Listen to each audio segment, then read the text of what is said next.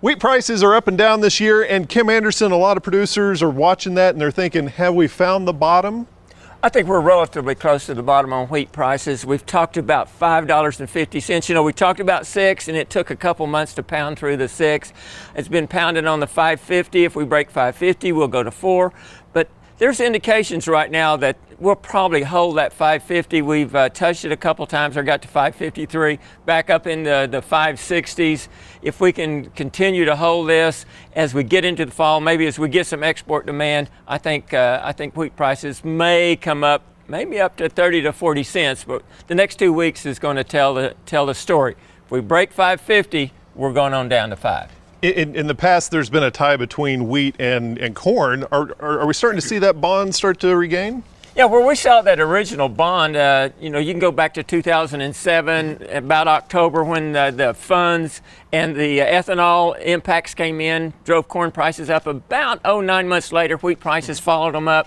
When stocks got tight, where wheat was in demand for both food and feed, I mean, they were married. We talked about that. Right now, we've got excess corn. The projections for the corn production continues to go up. We ended the year with relatively good corn stocks. There's no reason to feed wheat. So they're moving together to a certain degree, and if you look at the percentage down moves, about 36 for corn, about 32 or 33 for wheat from the top down to the bottom over the last couple of years. They've moved about the same, but not always together. And of course, the real determinant of the corn and wheat price is weather. Good weather, we got good corn production. Bad weather, we got poor hard red winter wheat production. Okay, and those are starting to come back up. Let's talk about a crop that's really, you know, started to trend downward, the soybeans. Yeah, soybeans kind of fell off the cliff, but I looked at that chart this past week, and if you'll go back to 2007, we started an uptrend in soybeans that on the long-term trend just ended about 2 months ago. And of course, since that, we dropped from about $13 down to below $10 in the $9 range. They're talking about soybeans maybe going down into $8.50, something like that. We'll just have to wait and see what happens there.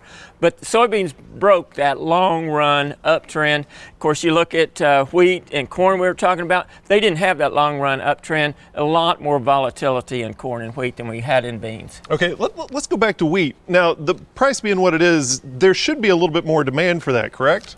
Yeah, I was talking to some people this last week, and it appears to be a big problem in transportation. We know we've got it in corn. Of course, corn has the ethanol, so they can use it in locally and move it with truck.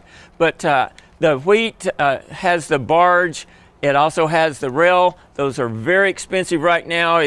I was told that some grain handlers, corn, wheat, beans, can make more money by selling the rail or the barge than they can selling the commodity, and they're doing that. I personally think if we had good rail availability, good truck availability, good barge availability, in other words, lower rates, that we'd have higher exports and, you know, higher wheat and corn prices. Now talking about things that are trending higher, the value of the dollar's kind of ticked upward also. How's that affecting wheat price? Well, see, we've seen the dollar go on an index from 79 to 86 relative to other currencies.